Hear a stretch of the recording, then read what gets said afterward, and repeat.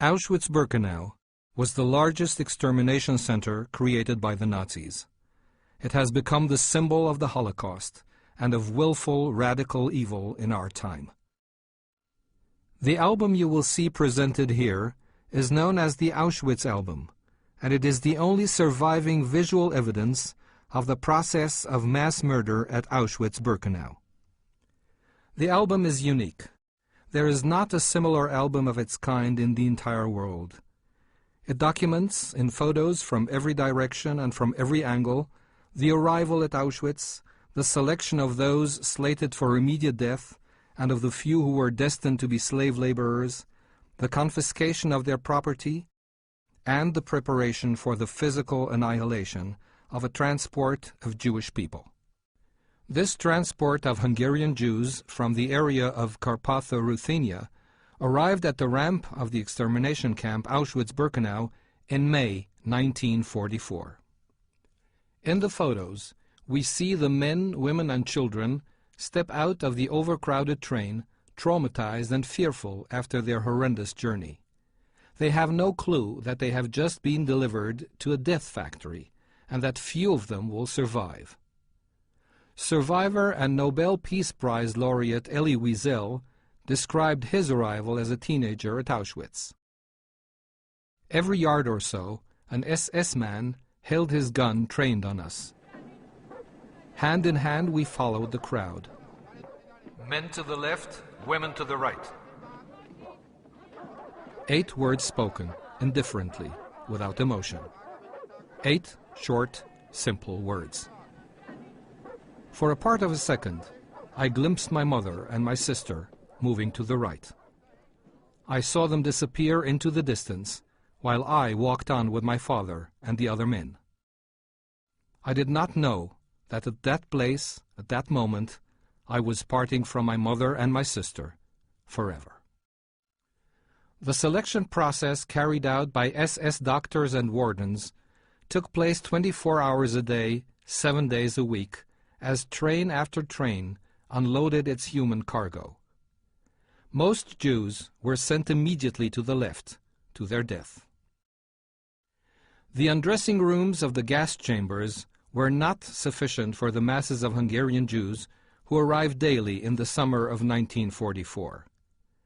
They therefore had to wait until the undressing rooms were ready to absorb them. The common waiting place was the grove closest to the crematorium that would soon turn their bodies to ash. They were told to sit among the trees and wait for further instructions. These were their last peaceful moments together, before being driven into the gas chambers and murdered. It has been said that there will never be people as innocent as the victims on the threshold of the gas chambers. The SS kept the victims destined for gassing in complete ignorance of what lay in store for them. They were told that before being placed in the camp, they had to be disinfected and washed. They would soon discover that what they had assumed were the shower areas were actually hermetically sealed gas chambers. A minority of Jews was selected for forced labor. Their personal belongings were confiscated, their hair was shaved, and a registration number was tattooed on their left arm. In the words of survivor and author Primo Levi, "For the first time we became aware that our language lacks words to express this offense, the demolition of a man. It is not possible to sink lower than this. Nothing belongs to us anymore. They have taken away our clothes, our shoes, even our hair. If we speak, they will not listen to us, and if they listen, they will not understand. They will even take away our name, and if we want to keep it, we will have to find in ourselves the strength to do so. It is in this way that one can understand the double sense of the term extermination camp." The work of sorting the possessions that the Jews brought with them to Auschwitz was done by Jewish prisoners who were forced to collect the packages and sort the items that would then be sent to the Reich. By the time the sorting was completed, most of the previous owners were already dead. No memory of the men, women, and children that were deemed valueless upon their arrival remains in camp records.